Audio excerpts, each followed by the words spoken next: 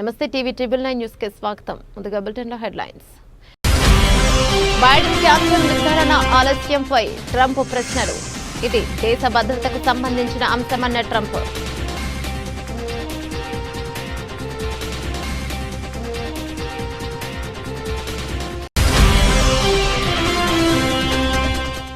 పెరుగుతున్న కరోనా కేసులతో భారత్లో ఆందోళన. నిన్నటికి దేశవ్యాప్తంగా 257 యాక్టివ్ కేసులు.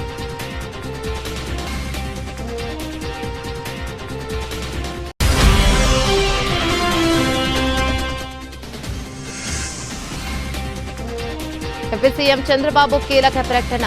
అధికారుల గుండెల్లో గుబులు.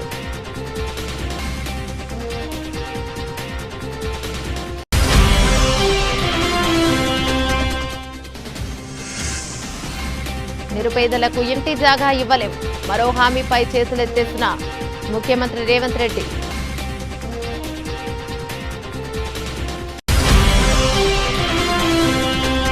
పెంచిన జీతాలు తగ్గించే సాంప్రదాయానికి కాంగ్రెస్ తెరలేపింది. మినీ అంగన్వాడీ కార్యకర్తలను పూర్తిస్థాయి అంగన్వాడీలుగా గుర్తించాలన్న హరీష్ రావు.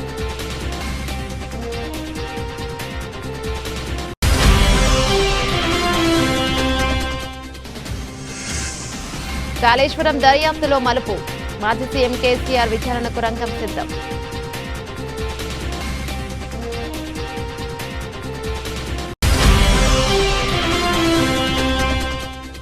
దిగ్వేష్ పై ఒక మ్యాచ్ వేటు. అభిషేక్ 25% మ్యాచ్ ఫీజుల్లో కోత.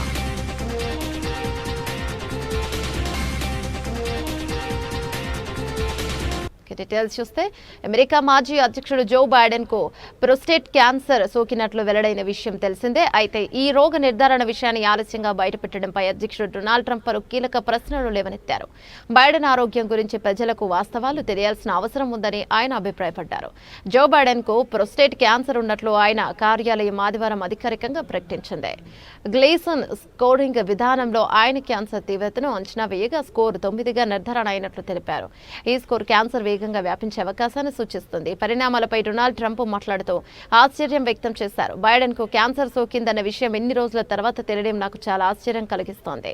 గ్లీసన్ స్కోర్ 9కి చేరుకోవడానికి చాలా సమయం పడుతోంది. గతంలో ఇదే వైద్యుడు బైడెన్ మానసికంగా ఆరోగ్యంగా ఉన్నారని చెప్పాడు. ఇది కేవలం రాజకీయ అంశం కాదు, మన దేశ భద్రతకు సంబంధించిన విషయం. క్యాన్సర్ విషయాన్ని ఎప్పటి వరకు కూడా ఎందుకు బయటకు వెల్లడించలేదు? ప్రజలకు దీని గురించి పూర్తి వాస్తవాలు తెలియాలి. కొందరు నిజాలు చెప్పడం లేదు. ఇది మరో పెద్ద సమస్యగా మారుతోందని ట్రంప్ వ్యాఖ్యానించారు. మరోవైపు జో బైడెన్ భార్య జిల్ బైడెన్ పై డొనాల్డ్ ట్రంప్ కుమారుడు డొనాల్డ్ ట్రంప్ జూనియర్ తీవ్ర విమర్శలు చేశారు. జిల్ బైడెన్ ఒక నకిలీ వైద్యురాలు అంటూ ఆయన ఆరోపించారు. డాక్టర్ అయినప్పటికీ తన భర్తలో క్యాన్సర్ లక్షణాలను గుర్తించలేకపోవడంపై ఆయన ఎక్స్ ట్విట్టర్ వేదికగా తప్పుపట్టారు. ఈ వ్యాఖ్యలు ఇప్పుడు చర్చనీయాంశంగా మారాయి. దేశంలో కరోనా వైరస్ కేసులు మళ్లీ స్వల్పంగా పుంజుకోవడం ఆందోళన కలిగిస్తోంది. మే 19 నాటికి దేశవ్యాప్తంగా 257 యాక్టివ్ కోవిడ్ కేసులు నమోదైనట్లు అధికారికంగా గణాంకాలు తెలుపుతున్నాయి. ఈ పరిణామంతో అప్రమత్తమైన ఆరోగ్య శాఖ అధికారులు వ్యాధి వ్యాప్తి తీరుతెన్నులపై నిశితంగా దృష్టి సారించారు. ఇప్పటికే హాంకాంగ్, సింగపూర్ వంటి దేశాల్లో కోవిడ్ కేసులు పెరుగుతుండడం గమనార్హం. ప్రస్తుతం మన దేశంలో కేరళ, మహారాష్ట్ర, తమిళనాడు రాష్ట్రాల్లో కోవిడ్ కేసులు ఎక్కువగా వెలుగు చూస్తున్నాయి. అయితే హాంకాంగ్, సింగపూర్లలో కోవిడ్ విజృంభణకు LF7NB1 8 అనే కరోనా వేరియంట్లు కారణమని నిపుణులు తెచ్చారు. ఈ 2 వేరియంట్లు కూడా JN1 అనే మరో కొత్త వేరియంట్ నుంచి ఉద్భవించినవే కావడం గమనార్హం. ఒమిక్రాన్ BA.2.86 వేరియంట్ను JN1 వేరియంట్ పుట్టుకొచ్చింది. దీని తొలిసారిగా 2023 ఆగస్టు నెలలో గుర్తించారు. గతంలో వచ్చిన వేరియంట్లతో పోలిస్తే 1-2 అదనపు జన్యు ఉత్పరివర్తనాల మ్యుటేషన్ల కారణంగా ఈ వేరియంట్కు వేగంగా వ్యాపించే సామర్థ్యం ఎక్కువగా ఉందని నిపుణులు చెబుతున్నారు. దీనివల్ల ఇది శరీరంలోని రోగనిరోధక శక్తిని సులభంగా ఛేదించే ఇన్ఫెక్షన్ కలుగజేస్తుంది. BA.2.86 వేరియంట్తో పోల్చినప్పుడు JN1లో ఒక మ్యుటేషన్ అదనంగా ఉంది. ఈ మార్పు వేరియంట్లోని స్పైక్ ప్రోటీన్లలో స్వల్ప మార్పులకు కారణమవుతుంది. ఫలితంగా ఇది రోగనిరోధక శక్తి కంచెను దాటుకుని ఇన్స్పెక్ట్ చేయగలుగుతోంది అని యెల్ యూనివర్సిటీ పరిశోధకులు వివరించారు. JN1 వేరియంట్ సోకిన వారిలో సాధారణంగా పొడి దగ్గు, రుచి కోల్పోవడం, తలనొప్పి, ముక్కు దిబ్బడ, తీవ్రమైన అలసట, జ్వరం వంటి లక్షణాలు కనిపిస్తాయి. అంతేకాకుండా ఈ వేరియంట్ బారిన పడిన కొందరిలో డయేరియా విరేచనాలు కూడా ఎక్కువ కనిపిస్తోంది.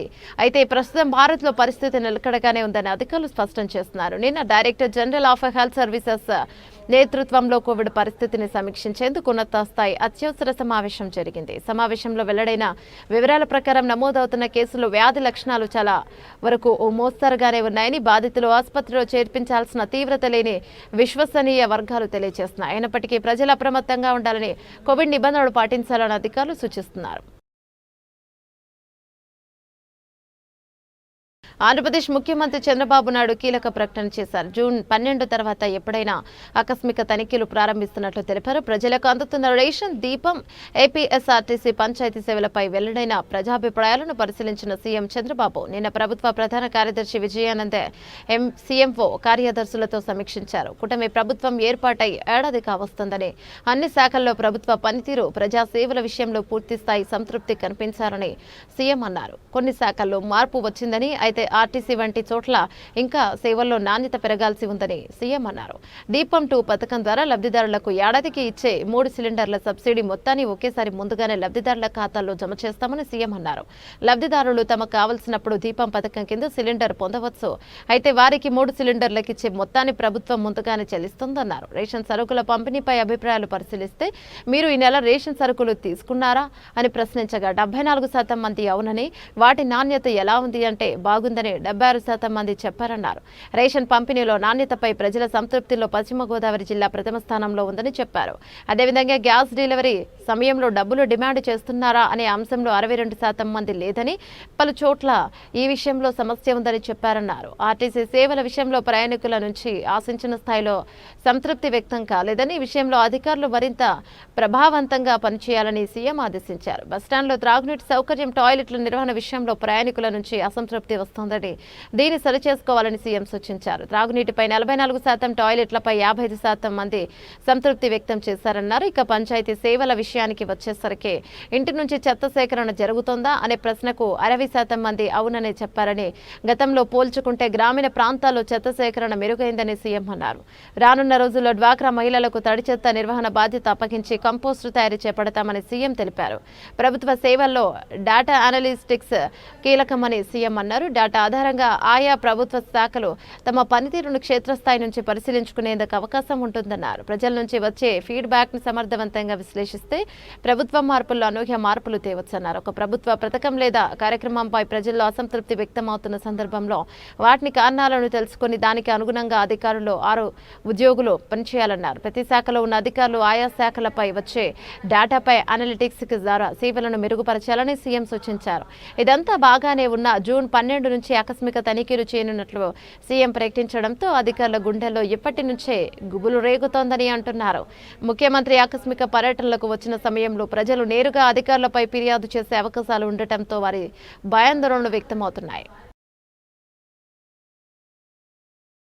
అసెంబ్లీ ఎన్నికల సందర్భంగా ఇచ్చిన అనేక హామీలను అటకెక్కించిన కాంగ్రెస్ సర్కారు తాజాగా మరో హామీపై చేతులెత్తేసింది. నిరుపేదల ఇంటి జాగాలు ఇవ్వలేమని, ప్రభుత్వం వద్ద భూమి లేదని ముఖ్యమంత్రి రేవంత్ రెడ్డి పేర్కొన్నారు. నాగర్ కర్నూలు జిల్లా అచ్చంపేట నియోజకవర్గంలోని అమ్రాబాద్ పర్యటనలో స్థానిక గిరిజనులకు ఇదే విషయాన్ని తేల్చి చెప్పారు. సీఎం తాజా ప్రకటనపై విమర్శలు వెల్లువెత్తుతున్నాయి. అసెంబ్లీ ఎన్నికల సందర్భంగా చేవెళ్ల డిక్లరేషన్ పేరిట ఎస్సీ ఎస్టీలకు కాంగ్రెస్ పార్టీ రేవంత్ రెడ్డి అనేక హామీలు ఇచ్చారు. ఎస్సీ ఎస్టీలకు ప్రత్యేకంగా ఇందిరమ్మ పక్కా ఇండ్ల పథకాన్ని అమలు చేస్తామని, ఇల్లు లేని ప్రతి ఎస్సీ ఎస్టీ కుటుంబానికి ఇంటి స్థలంలో పాటు ఇంటి నిర్మాణానికి 6 లక్షలు అందజేస్తామని మేనిఫెస్టోలోను ప్రకటించారు. అధికారంలోకి వచ్చిన తర్వాత అనేక హామీల అమలును అటకెక్కించిన సీఎం రేవంత్ రెడ్డి తాజాగా ఇండ్ల జాగాలపై కూడా చేతులెత్తేశారు. సోమవారం అమరాబాద్లో ఇందిరా సౌరగిరి జల వికాసం పథకాన్ని సీఎం ప్రారంభించారు. ఈ సందర్భంగా స్థానిక చెంచు మహిళలు గిరిజనులతో సీఎం ముచ్చటించారు. ఈ సందర్భంగా పలువురు చెంచు మహిళలు మాట్లాడుతూ ఇండ్ల స్థలాలను కొనుక్కోలేని దుస్థితిలో ఉన్నామని, ప్రభుత్వమే జాగాలు ఇప్పించి ఇండ్లు కట్టించి ఇవ్వాలని ముఖ్యమంత్రి రేవంత్ రెడ్డిని వేడుకున్నారు. దీనిపై సీఎం రేవంత్ రెడ్డి స్పందిస్తూ ఇండ్ల జాగాలు ఇచ్చేందుకు ప్రభుత్వం వద్ద భూమి లేదని తేల్చి చెప్పారు. ఇండ్ల జాగాలు మీరే చూసుకోవాలంటూ ఉచిత సలహానిచ్చారు.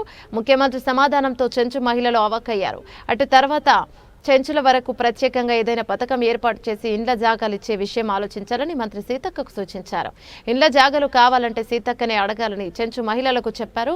సీఎం తాజా వ్యాఖ్యలతో ఇండ్ల జాగాల పంపిణీ ముచ్చట కూడా ఉత్తదేనని తేలిపోయింది. కార్యక్రమంలో డిప్యూటీ సీఎం బట్టి విక్రమార్క, మంత్రులు ఉత్తమ్ కుమార్ రెడ్డి, పొంగులేటి శ్రీనివాసరెడ్డి, సీతక్క, జిల్లా ఇన్ఛార్జి మంత్రి దామోదర్ రాజనరసింహ పాల్గొన్నారు.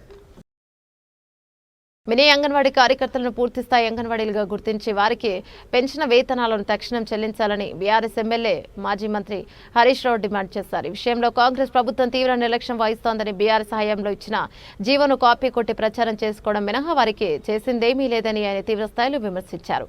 ఈ మేరకు ముఖ్యమంత్రి రేవంత్ రెడ్డికి హరీష్ రావు బహిరంగ లేఖ రాశారు. గత బీఆర్ఎస్ ప్రభుత్వం 3,989 మంది మినీ అంగన్వాడీ కార్యకర్తల సేవలను గుర్తించి వారిని అంగన్వాడీలుగా అప్గ్రేడ్ చేస్తూ 2023 సెప్టెంబర్లో జీవో ఇచ్చిందని, అయితే ఎన్నికల కోడ్ కారణంగా అది అమలు కాలేదని హరీష్ రావు గుర్తు చేశారు. కాంగ్రెస్ అధికారంలోకి వచ్చాక మంత్రి సీతక్క ఇదే అంశంపై తొలి సంతకం చేశారని, డిసెంబర్ 17న జీవో కూడా ఇచ్చారని, కానీ అది పాత జీవోకు నకలేదని ఆరోపించారు. ఇక ప్రభుత్వం జనవరి 2024 నుంచి 3 నెలల పాటు 13,650 చొప్పున పెరిగిన వేతనం అందించి ఆ తర్వాత మళ్లీ వారి జీతాన్ని ఇక 7,800కి తగ్గించి పాత పద్ధతిలోనే చెల్లిస్తున్నారని హరీష్ రావు ఆవేదన వ్యక్తం చేశారు. ఇది అత్యంత దారుణమని, పెంచిన జీతాలు తగ్గించే సాంప్రదాయానికి కాంగ్రెస్ ప్రభుత్వం తెరలేపిందని ఎద్దేవా చేశారు. మే నెలకు సంబంధించి కేవలం 8 జిల్లాల్లోనే పెరిగిన వేతనాలు చెల్లించి మిగతా జిల్లాల వారిని విస్మరించడం అన్యాయమన్నారు. జనవరి 2024 నుంచి పెండింగ్ లో ఉన్న పూర్తి జీతాలను మినీ అంగన్వాడీలందరికీ వెంటనే చెల్లించాలని, అంగన్వాడీ కేంద్రాలుగా మారిన చోట హెల్పర్లను నియమించాలని, మే నెల జీతాలు అందని జిల్లాలు కూడా తక్షణమే పంపిణీ చేయాలని హరీష్ రావు తన లేఖలో ప్రభుత్వాన్ని డిమాండ్ చేశారు. గ్రామీణ ప్రాంతాల్లో సేవలందిస్తున్న మహిళల కడుపు కొట్టడం సరికాదని హితవు పలికారు. కాళేశ్వరం బ్యారేజీల నిర్మాణ వ్యవహారంలో కీలక పరిణామం చోటు చేసుకుంది. ప్రాజెక్టులో కీలక పాత్ర పోషించారని భావిస్తున్న మాజీ ముఖ్యమంత్రి కేసీఆర్ను విచారించిన క్రాస్ ఎగ్జామినేషన్ చేసిన తర్వాతే ప్రభుత్వానికి తుది నివేదిక సమర్పించాలని జస్టిస్ పినాకి చంద్ర ఘోష్ కమిషన్ యోచిస్తున్నట్లు విశ్వసనీయ వర్గాల ద్వారా తెలుస్తోంది. ఈ పరిణామ నేపథ్యంలో కమిషన్ గడువును ప్రభుత్వం మరో 2 నెలల పాటు పొడిగించింది. వాస్తవానికి షెడ్యూల్ ప్రకారం జస్టిస్ ఘోష్ కమిషన్ గడువు ఈ నెలాఖరుతో ముగియాల్సి ఉంది. మాజీ సీఎం కేసీఆర్తో పాటు గత ప్రభుత్వంలో మంత్రులుగా పనిచేసిన హరీష్ రావు, ఈటెల రాజేంద్రలను విచారించకుండానే కమిషన్ కు అందిన పత్రాల ఆధారంగా వారి పాత్రను అంచనా వేసి వారం రోజుల్లో నివేదిక ఇవ్వాలని కమిషన్ మొదట భావించినట్లు సమాచారం. ఈ నెల 22వ తేదీ తర్వాత ఎప్పుడైనా నివేదిక సమర్పించవచ్చని కమిషన్ గతంలో సంకేతాలు కూడా ఇచ్చింది. అయితే ఒక వ్యక్తికి పైగా అభియోగాలు నమోదు చేసేటప్పుడు ఈ ఆరోపణలపై సదరు వ్యక్తి వివరణ ఇచ్చుకోవడానికి అవకాశం కల్పించాలనేది సహజ న్యాయ సూత్రం. ఈ సూత్రాన్ని అనుసరించి మాజీ ముఖ్యమంత్రి కేసీఆర్ను విచారణకు ఆహ్వానించి ఆయన అభిప్రాయాలు, వివరణలు తీసుకున్న తర్వాతే ముందుకు సాగాలని కమిషన్ నిర్ణయించుకున్నట్లు తెలుస్తోంది. ఈ క్రమంలోనే కమిషన్ విచారణ గడువును జూలై 31వ తేదీ వరకు పొడిగిస్తూ సోమవారం ప్రభుత్వ నిర్ణయం తీసుకుంది. ఈ మేరకు నీటిపారుదల శాఖ ముఖ్య కార్యదర్శి రాహుల్ బోజా జీవో జారీ చేశారు. త్వరలోనే కేసీఆర్ కు కమిషన్ సమన్లు పంపించే అవకాశాలున్నాయని, సమన్లు అందిన వారం రోజుల్లోగా విచారణకు హాజరు కావాలని కమిషన్ కోరవచ్చని సమాచారం. గతంలో ఛత్తీస్గఢ్ విద్యుత్ కొనుగోలు, Yadadri Bhadradri thermal power plant నిర్మాణాలపై విచారణ జరిపిన జస్టిస్ ఎల్ నరసింహారెడ్డి కమిషన్ కూడా కేసీఆర్ కు సమన్లు పంపింది. మీ మీద ఫలానా వ్యక్తులు ఆరోపణలు చేశారు, వారిని క్రాస్ ఎగ్జామినేషన్ చేయడానికి మీరు అవకాశం ఇస్తున్నామంటూ ఈ సమన్లలో పేర్కొన్నారు. అయితే విచారణ పూర్తి కాకుండానే తనను దోషిగా ప్రకటించేలా జస్టిస్ నరసింహారెడ్డి ప్రకటనలు చేస్తున్నారు అంటూ కేసీఆర్ న్యాయస్థానాన్ని ఆశ్రయించారు. దీనిపై స్పందించిన సుప్రీంకోర్టు జస్టిస్ ఎల్ నరసింహారెడ్డి వ్యవహార శైలిపై అభ్యంతరాలు వ్యక్తం చేసి ఆయన విచారణ బాధ్యతల నుంచి తప్పించింది. తర్వాత విద్యుత్ విచారణ కమిషన్ బాధ్యతలు స్వీకరించిన జస్టిస్ మదన్ భీమరావు లోకో ఛత్తీస్గఢ్ విద్యుత్ కొనుగోలు, యాదాద్రి భద్రాద్రి థర్మల్ నిర్మాణాలను సమర్థిస్తూ కేసీఆర్ రాసిన లేఖను ఆయన అభిప్రాయాలుగా పరిగణలోకి తీసుకున్నారు. ఈ పూర్వపు అనుభవాల నేపథ్యంలో జస్టిస్ ఘోష్ కమిషన్ మరింత జాగ్రత్తగా, పకడ్బందీగా వ్యవహరిస్తూ కేసీఆర్ కు తన వాదన వినిపించుకునే పూర్తి అవకాశం కల్పించాలని భావిస్తున్నట్లు స్పష్టమవుతోంది. సూర్యాపేట జిల్లా కోదాడ బస్టాండ్ 16.85 కోట్లతో ఆధునీకరణకు పనుల ప్రగతిపై సమీక్ష నిర్వహించిన ఉత్తమ్ పద్మావతి రెడ్లకుంట లిఫ్ట్ నిర్మాణ పనులను పరిశీలన చేస్తున్నారు. చిల్లకూరు మండలం నారాయణపురంలో 20 కోట్లతో నారాయణపురం నుండి బాలాజీనగర్ కు R&B డబుల్ రోడ్డు శంకుస్థాపన చేశారు. కోదాడ మండలం తొగర్రాయి గ్రామంలో 8 కోట్లతో తొగరాయి నుండి శీతల తండా వరకు R&W రోడ్డుకు శంకుస్థాపన చేశారు. కోదాడ మండలం కూచిపూడి గ్రామంలో 16 కోట్లతో కూచిపూడి నుండి తొగరాయి సబ్ స్టేషన్ వరకు R&B డబుల్ రోడ్డుకు శంకుస్థాపన చేశారు. కోదాడ పట్నం బాలాజీనగర్ తండాలో 2.0 కోట్ల రూపాయలతో నూతనంగా నిర్మించిన 33 యాబ్లెక్ 11 KVA విద్యుత్ సబ్ స్టేషన్ ప్రారంభోత్సవ కార్యక్రమాన్ని నిర్వహించారు. ఈ సందర్భంగా ఎమ్మెల్యే ఉత్తమ్ పద్మావతి మాట్లాడుతూ ఇల్లు లేని అర్హులైన పేద ప్రజలకు ప్రతి ఒక్కరికి కాంగ్రెస్ ప్రభుత్వంలో ఇల్లు నిర్మించేస్తామని హామీ ఇచ్చారు. మంజూరైన రేషన్ కార్డులను త్వరలో ఇచ్చే ప్రక్రియ పూర్తి చేసేందుకు అధికారులు సిద్ధంగా సిద్ధంగా ఉండాలని కోరారు. రోడ్ల నిర్మాణాలు చేపట్టిన కాంట్రాక్టర్లందరూ త్వరగా పనులు పూర్తి చేయాలని ఆదేశాలను జారీ చేశారు. కోదాడ పట్టణంలో 16.85 కోట్ల రూపాయలతో బస్టాండ్ ఆంధ్ర తెలంగాణ బార్డర్ అయిన కోదాడలో అద్భుతంగా నిర్మించబోతున్న బస్టాండ్ను చూసే ప్రతి ఒక్కరు అభినందించాలన్నారు.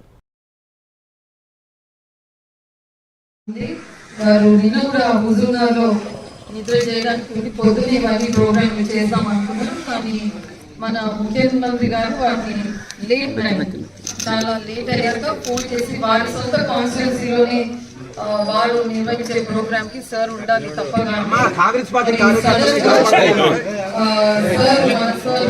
ముఖ్యమంత్రి గారి కాన్స్టిట్యున్సీ కాబట్టి మళ్ళీ పనులు ఆగకుండా ప్రారంభోత్సవం చేస్తే మన పనులు మన రోడ్లు మనకు త్వరగా కాంట్రాక్టర్ వాళ్ళు మరి చేసిస్తారనే ఏకైక ఉద్దేశంతో మరి ఈ రోజు నేను వచ్చి ఆ ప్రోగ్రామ్ యథావిధిగా అన్ని రోడ్లు కూడా ప్రారంభోత్సవం చేసుకుంటూ వెళ్తున్నాను.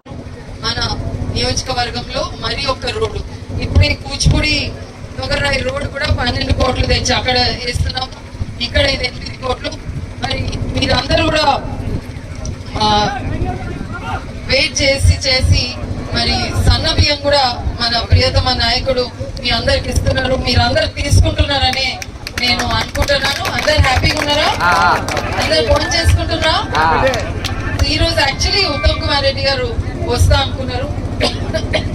రాత్రి హుజూర్నగర్లో ఉంటే మరి మన ముఖ్యమంత్రి గారు వారి నియోజకవర్గంలో ఏదో పెద్ద ప్రోగ్రామ్ ఉన్నది అని ఉత్తమ్ గారిని పిలిస్తే వారు పోవాల్సి వచ్చింది సడన్ గా. కాబట్టి వారి జాగాలో నేను వచ్చి మీ ఎమ్మెల్యేగా నేను ఇవన్నీ ప్రారంభం చేస్తున్నా. మళ్ళీ పోస్ట్పోన్ అయితే రోడ్లు మనకు జల్దీ అందవనే ఉద్దేశంతో ప్రారంభోత్సవం చేసుకుంటూ ముందుకు వెళ్తున్నాం.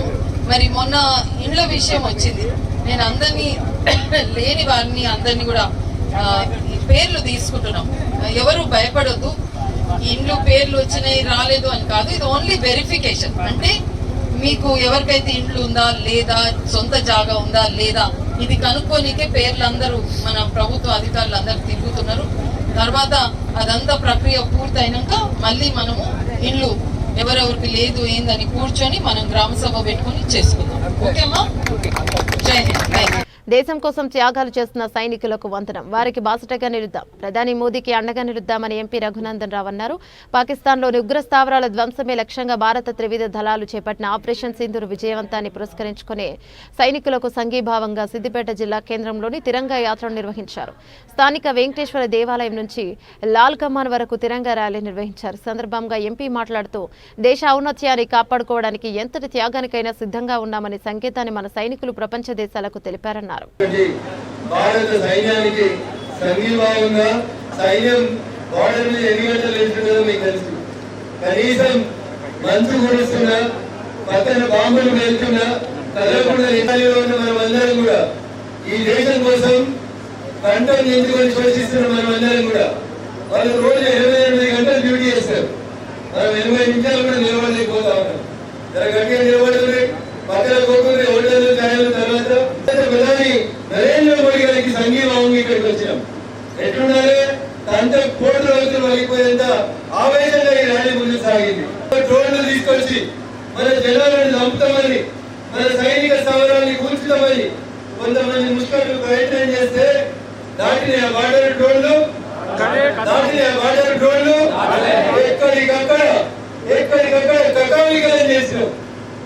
ఏడికి వచ్చిన డ్రోన్ని ఆడలేకుండా కొట్టిరు. ఎవరు తయారు చేసినవన్నీ?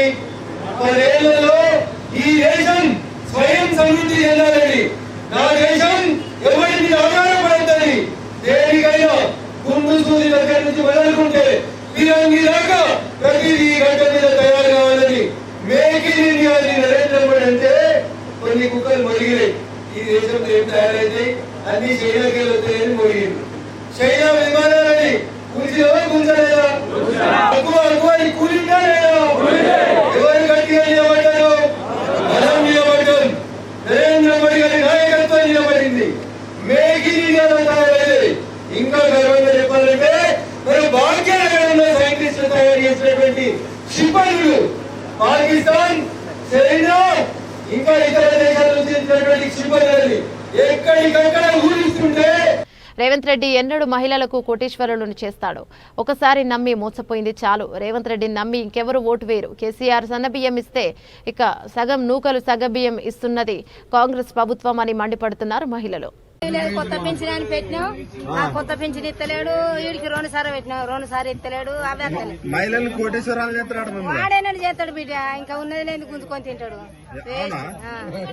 అంతే. మన అందరూ దొంగ దొంగ అంటారు. దొంగే మరి, ఎందుకట్లా? దొంగ కాకపోతే దేవరా బస్ ఎక్కితే పైసలు పోతే ఫ్రీగా కూర్చున్నాం. ఇప్పుడు వేసి సర్తారు బలం ఉన్నోళ్ళు, బలం నెల కింద పడతాను. అవునా? ఏం చేస్తాం మరి నెలకు 6,000 7,000 మిగులుతాడుగా మీకు. ఎందుకు అని మిగులు పాడబడా దెబ్బలు పడి మళ్ళా దవాఖాన పోతే మళ్ళీ 5,000 కానీ బట్టి ఏమిటికి 6,000 మిగులు. మరి పడితే కొడుతుర్రు, సదనైన వాళ్ళు కొడుతుర్రు, నూకేస్తారు. నూకేసే వరకు దిప్పుకు వంటి ఏం చేస్తాం. రేవంత్ రెడ్డి వచ్చినాక గ్యాస్ 500 కొత్తందా? మాకైతే ఎత్తలేదు ఈ వరకు. తులం బంగారం ఆయన బంగారం మీద మన్వయ ఇంకా తులం ఇస్తాడా? ఇంకా అప్పుడన్నా 1,16,000 ఏమో వచ్చినాయి. అయితే ఇప్పుడు ఇంకో మాట అంటాడు, నేను మహిళల్ని కోటీశ్వరాలు చేస్తా, వాళ్ళ నాకు అంటాడు. ఓట్లు వేస్తారా మీ మహిళలు అట? వానికి వేసే బదులు పురాగం మొత్తం ఊకోవాలి. వానికి ఓటేద్దు, వానికి గెలిపియాలి. మరి ఆయన ధీమా చెప్తాడు, మహిళలు ఓటేస్తే సార్ మళ్ళా గెలుతా నేను అంటాడు. గెలవనితి ఎవడెత్తడో ఎవతెత్తదో ఎవ్వలేయరానికి. అంతేనా? ఎవ్వలేయరు. గ్యాస్ ఎంత కట్టుకుంటాను? 960. మరి ఫ్రీ కరెంట్ వస్తుందా? ఏం లేదు. మరి ఏం చేసినమ్మా రేవంత్ రెడ్డి? ఏం చేయలేమని చేసులు పాడుగానే ఉన్నది ఓడగొడతాడు. పింఛన్ లేస్తాడు, ఏడుతుర్రు పింఛన్ ఉన్నోళ్ళు. లేనోళ్ళం లేకెడతానో ఉన్నోళ్ళేమో ఏత్తలేరు. మేడ్చల్ జిల్లా గట్కేసర్ ఎక్సైజ్ పోలీస్ స్టేషన్ పరిధి గట్కేసర్ ఓఆర్ఆర్ వద్ద 58.8 కిలోల పొడి గంజాయి పట్టివేత. ఒరిస్సా నుండి ఆదిలాబాద్ టు పూణే తరలించేందుకు 5 వ్యక్తులు బ్రిజాకార్లో తరలిస్తుండగా ఓఆర్ఆర్ గట్కేసర్ వద్ద పట్టుకున్న ఎక్సైజ్ అధికారులు 5 వ్యక్తులు అరెస్ట్. 58.8 కిలోల పొడి గంజాయి, 5 మొబైల్ ఫోన్లు బ్రిజాకార్ స్వాధీనం. పరార్లో ఒరిస్సా నుండి గంజాయి సరఫరా చేసే సునీల్, ఇక జెన్నే, పూణేలో స్వీకరించే అభిషేక్ వ్యక్తి ఉన్నారు. ఈ సందర్భంగా నార్పల్లిలోని గట్కేసర్ ఎక్సైజ్ కార్యాలయంలో ఎక్సైజ్ శాఖ డిప్యూటీ కమిషనర్ దశరథ మాట్లాడుతూ ఒరిస్సాలోని సునీల్ జెన్నే నుండి 29 బండిల్ పొడి గంజాయి కేజీకి 1,900 రూపాయల చొప్పున కొనుగోలు చేశారు. వీటిని కిలోకి 5,000 రూపాయల చొప్పున అమ్మకాలు చేపడతారు. ఒరిస్సా నుండి బ్రిజాకార్లో 5 వ్యక్తులు బయలుదేరిన గట్కేసర్ మీదుగా ఆదిలాబాద్కు పూణేకు తరలించే ప్లాన్ వేసుకున్నారు. Navin and Assistant Excise Superintendent Mukund Reddy, SHO Gatkesar Excise Ravi and Sub Inspectors and staff, and at the same time press and electronic media మిత్రులందరూ కూడా గుడ్ మార్నింగ్. 19/5/2025 నాడు సుమారు 7 గంటలకి మాకు విశ్వసనీయమైన సమాచారం మేరకు శ్రీ నవీన్ ఎక్సైజ్ సూపరింటెండెంట్ మల్కాజ్గిరి గారి ఆదేశాల మేరకు Mukund Reddy assistant excise superintendent and his team station house office Ghatkesar excise proceeded to near forest ORR exit number 9 Ghatkesar toll plaza Ghatkesar దగ్గర విశ్వసనీయ సమాచారం మేరకు అక్కడ రూట్ వాచ్ చేస్తూ అక్కడి నుంచి ఒక కారు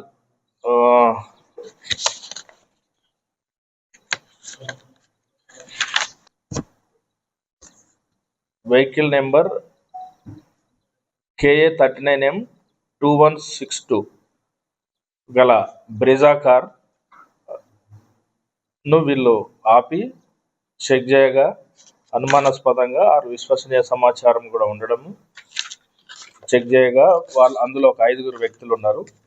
వీళ్ళను విచారించగా వాళ్ళ పేర్లు, ఒకటి Govind Tapsale son of Janardhan age 36, house number 1-10 Shamsherpur Wadi, Balki, జైగన్, బీదర్ డిస్టిక్, కర్ణాటక. అదేవిధంగా A2 రెండో person Gajanand son of Devuda age 21 years, same residence. Third accused Andhra Pradesh రాష్ట్రంలో రానున్న 2 రోజుల పాటు భారీ వర్షాలు కురిసే అవకాశం ఉందని ఏపీ విపత్తుల నిర్వహణ సంస్థ మేనేజింగ్ డైరెక్టర్ రోనంకి కుర్మనాథ్ తెలిపారు. రాయలసీమలో కొన్ని చోట్ల పిడుగులతో కూడిన భారీ వర్షాలు కురిసే అవకాశం ఉందని చెప్పారు. ఉష్ణోగ్రతలు 38 సెంటీమీటర్ల నుంచి 40 సెంటీమీటర్ల మధ్య నమోదయ్యే అవకాశం ఉందని వెల్లడించారు. గంటకు 50 నుంచి 60 కిలోమీటర్ల వేగంతో ఈదురుగాలులు వీచే అవకాశం ఉందని చెప్పారు. హోర్డింగ్స్, చెట్ల కింద శిథిలావస్థలో ఉన్న గోడలు, భవనాల దగ్గర నిల్చోవద్దని సూచించారు. పిడుగులతో కూడిన భారీ వర్షం నేపథ్యంలో ప్రజలు అప్రమత్తంగా ఉండాలని రోనంకి కూర్మనాథ్ అన్నారు. 20వ తేదీన తిరుపతి, చిత్తూరు, నెల్లూరు, వైఎస్ఆర్, అన్నమయ్య, శ్రీ సత్యసాయి, అనంతపురం, కర్నూలు, నంద్యాల జిల్లాలో పలుచోట్ల భారీ వర్షాలు కురిసే అవకాశం ఉందని తెలిపారు. విజయనగరం, విశాఖపట్నం, అనకాపల్లి, తూర్పు గోదావరి, పశ్చిమ గోదావరి, కోనసీమ, కృష్ణా, గుంటూరు, పల్నాడు, బాపట్ల జిల్లాలో అక్కడక్కడ తేలికపాటి నుంచి మోస్తారు వర్షాలు కురిసే అవకాశం ఉందని చెప్పారు. మే 21న బుధవారం అనంతపురం, అన్నమయ్య, శ్రీ సత్యసాయి, చిత్తూరు, కర్నూలు, నంద్యాల జిల్లాలో పలుచోట్ల భారీ వర్షాలు కురిసే అవకాశం ఉందని రోనంకి కూర్మనాథ్ వెల్లడించారు. స్టాక్ మార్కెట్లు వరుసగా రెండో రోజు నష్టపోయాయి. అమెరికా రేటింగ్ను తగ్గిస్తూ మూడీస్ తీసుకున్న నిర్ణయంతో ప్రపంచ మార్కెట్లు కుప్పకూలాయి. దీంతో పాటు ఐటీ, బ్యాంకింగ్ షేర్లలో అమ్మకాలు పోటెత్తడంతో సూచీలు భారీగా నష్టపోయాయి. ఒక దశలో 82,000 పాయింట్ల దిగువకు పడిపోయిన 30 షేర్ల ఇండెక్స్ సూచీ సెన్సెక్స్ చివరకు మార్కెట్ ముగిసే సమయానికి 271.17 పాయింట్లు నష్టపోయి 82,559.42 వద్ద ముగిసింది. మరో సూచీ నిఫ్టీ 74.35 పాయింట్లు కోల్పోయి 24,945.45 వద్ద స్థిరపడింది. తీవ్ర ఒడిదుడుకుల మధ్య ప్రారంభమైన సూచీలు చివరి వరకు బేరిష్ ట్రెండ్ను కొనసాగించాయి. మధ్యాహ్నం తర్వాత అంతర్జాతీయ మార్కెట్ల నుంచి వచ్చిన ప్రతికూల సంకేతాలు మార్కెట్లను నష్టాల్లోకి నెట్టాయని దలాల్ స్ట్రీట్ వర్గాలు వెల్లడించాయి.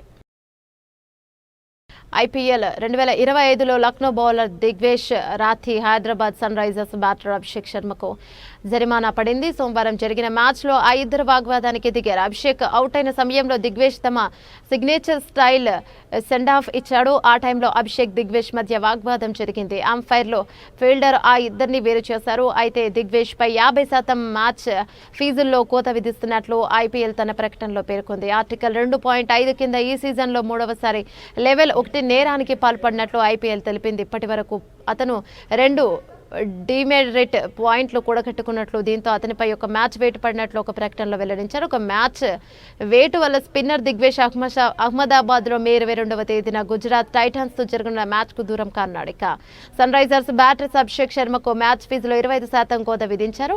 ఐపీఎల్ ప్రవర్తన నియమావళిని అతను ఉల్లంఘించాడు. ఆర్టికల్ 2.6 కింద అతను తొలిసారి లెవెల్ 1 అఫెన్స్ కు పాల్పడినట్లు ఐపీఎల్ తన ప్రకటనలో పేర్కొంది. అతని ఖాతాలోకి డిమెరిట్ పాయింట్ కూడా జతకూడింది. చేంజింగ్ సమయంలో 8వ ఓవర్లో అభిషేక్ భారీ షాట్ కు ప్రయత్నించాడు. అయితే డీప్ లో శార్దుల్ ఆ క్యాచ్ అందుకున్నాడు. దీంతో దిగ్వేష్ తన రెగ్యులర్ స్టైల్లో సెలబ్రేట్ చేసుకున్నాడు. ఆ సమయంలో అభిషేక్, దిగ్వేష్లు వాగ్వాదానికి దిగారు. ఈ మ్యాచ్ లో హైదరాబాద్ 6 వికెట్ల తేడాతో విజయం సాధించింది. అభిషేక్ కేవలం 20 బంతుల్లో 59 రన్స్ చేసి హైదరాబాద్ విక్టరీలో కీలక పాత్ర పోషించాడు. యంగ్ టైగర్ ఎన్టీఆర్ పుట్టినరోజు సందర్భంగా అభిమానులకు అదిరిపోయే ట్రీట్ లభించింది. ఆయన బాలీవుడ్ అరంగేట్రం చేసిన భారీ చిత్రం వార్ 2 టీజర్ కొద్దిసేపటి క్రితమే విడుదలైంది. బాలీవుడ్ దర్శకుడు అయాన్ ముఖర్జీ దర్శకత్వం వహిస్తున్న ఈ చిత్రంలో హృతిక్ రోషన్ కథానాయకుడిగా నటిస్తుండగా ఎన్టీఆర్ ప్రతినాయకుడిగా పాత్రలో కనిపించనున్నారు. టీజర్లో హృతిక్ రోషన్ తో పాటు ఆయన తలపడే సన్నివేశాలు సినిమాపై అంచనాలు పెంచేస్తున్నాయి. కైరా అద్వానీ కూడా ఈ చిత్రంలో ముఖ్య పాత్ర పోషిస్తుంది. వార్ చిత్రానికి ఇది సీక్వెల్ కావడంతో యాక్షన్ సన్నివేశాలు మరింత ఉత్కంఠభరితంగా ఉండబోతున్నాయని టీజర్ ద్వారా తెలుస్తోంది.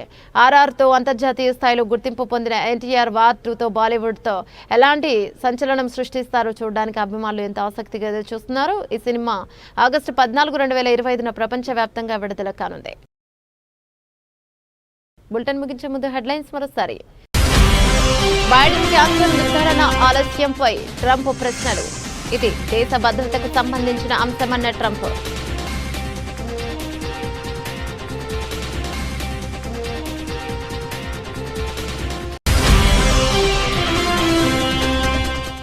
పెరుగుతున్న కరోనా కేసులతో భారత్లో ఆందోళన. నిన్నటికి దేశవ్యాప్తంగా 257 యాక్టివ్ కేసులు.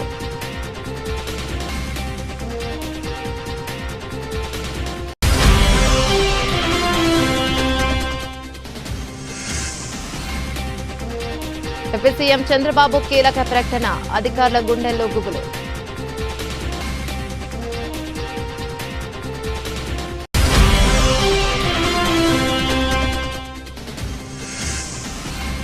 నిరుపేదలకు ఇంటి జాగా ఇవ్వలేం.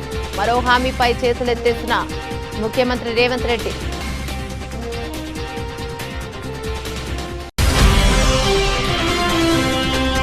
పెన్షనర్ జీతాలు తగ్గించే సాంప్రదాయానికి కాంగ్రెస్ తెరలేపింది. మినీ అంగన్వాడీ కార్యకర్తలను పూర్తిస్థాయి అంగన్వాడీలుగా గుర్తించాలన్న హరీష్ రావు.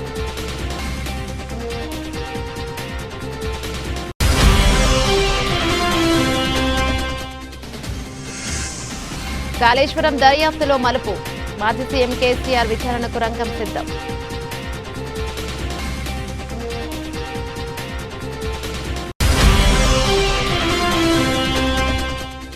దిగ్వేష్ పై ఒక మ్యాచ్ వేటు. అభిషేక్ 25% మ్యాచ్ ఫీజుల్లో కోత.